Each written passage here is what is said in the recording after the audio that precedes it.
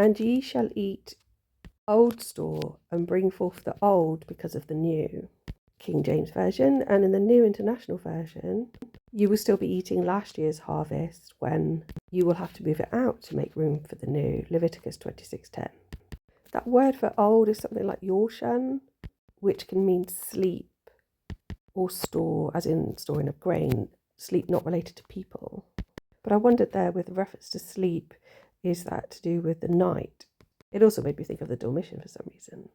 The sense of the passage is of abundance, as long as you continue with the way of the commandments and following sort of the rules, for want of a better term, that have been laid down.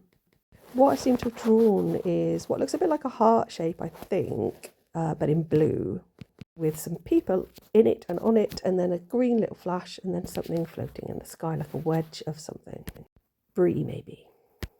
So there's these two people stood atop the heart. One on the right-hand side looks female to me only because she's shorter. She's just got like a cloak up.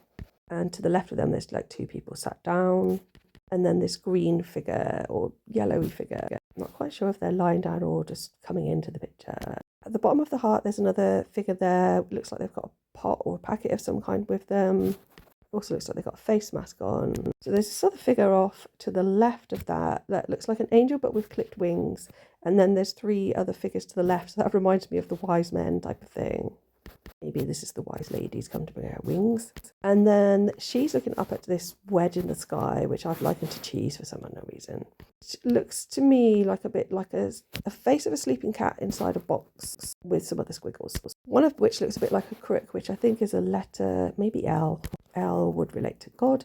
I don't know what the other one is. It looks like a nose. I like this one. It's quite nice. And as I've said many times before, I like pictures that have lots of blue in. Also makes me think of the sense of water in relation to the passage, even though it's not mentioned.